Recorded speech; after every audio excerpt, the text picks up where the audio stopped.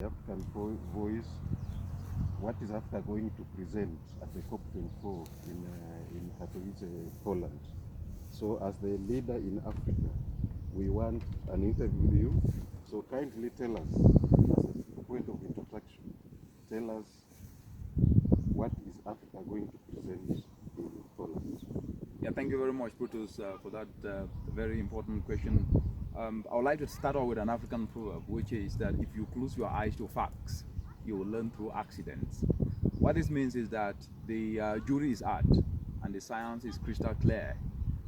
Just about a month ago, the Intergovernmental Panel on Climate Change released their special report, which shows that the march towards 1.5 degree, the world is at 1.1 degree today. So we're just 0.4 degrees away from the 1.5, which is the temperature in which the world is supposed to ensure that they cannot surpass, because if we head towards 2 degrees, the continent of Africa will face catastrophic impact.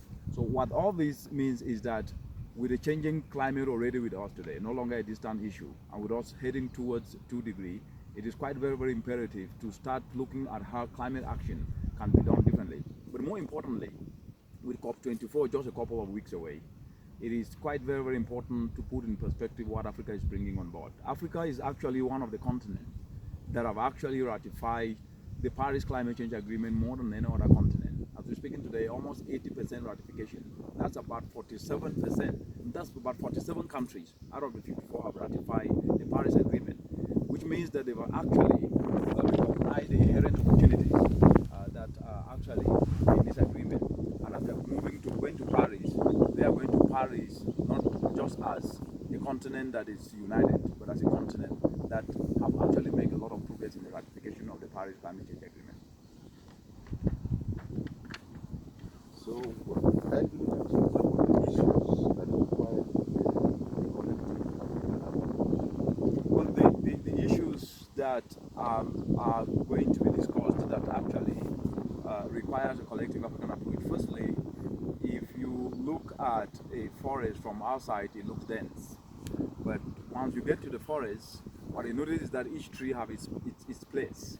What this means is that the 54 countries of Africa actually have a common position, which is during the discussion of this COP24, what they're going to be looking at, they're going to be looking at the issues that concern finance as captured in Article 9, Paragraph 5, which involves accountability, which involves transparency. And more importantly, these are issues to be able to ensure that the flow of finance from developed countries to developing countries is predictable, and at the same time also ensuring that accountability and transparency is ensured. But as I stated, the world is heading towards a 1.5 degrees and potentially a 2 degree in no distant time, as per the science of the latest report of the IPCC. What that means, it means that the ambition of developed countries, the one is called the pre-2020, needs to be put in perspective. And the ratcheting up of those ambitions to ensure that the missions can be reached, because Africa is the most vulnerable continent.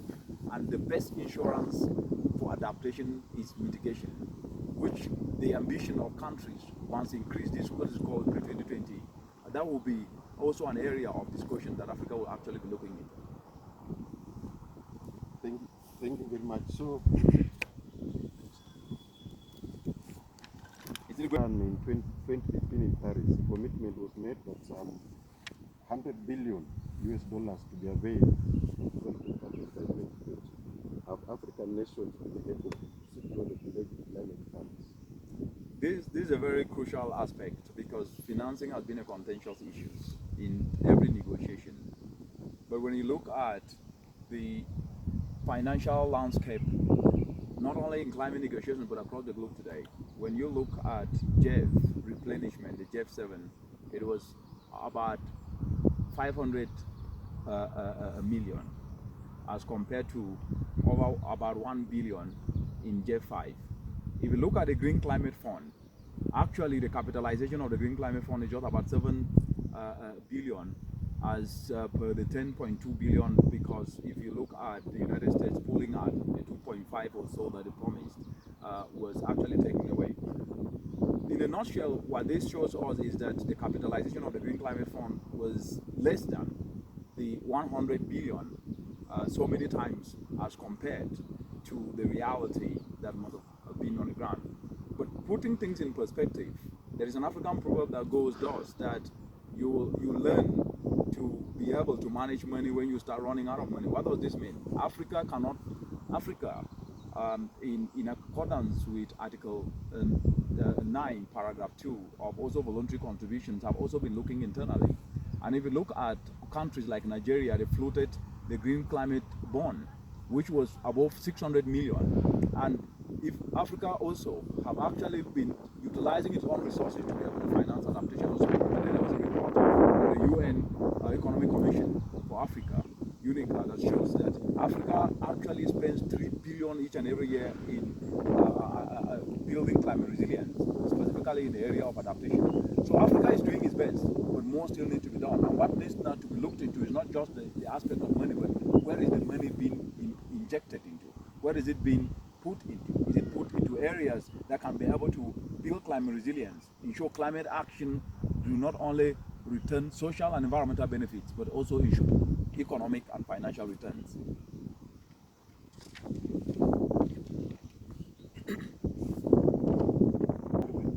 platform in 2018, African environment ministers got together to African countries to ensure their involvement in innovative partnerships. Kindly talk about these partnerships.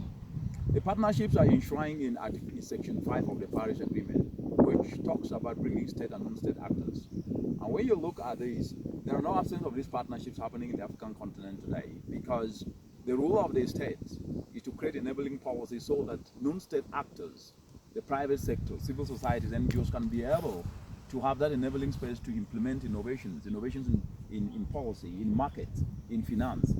And if you take the case of Kenya with M-Kupa, which we may be seeing it from the operational part, where the combination of information communication technology, with clean energy, with finance, is helping to decentralize solar power energy to localities.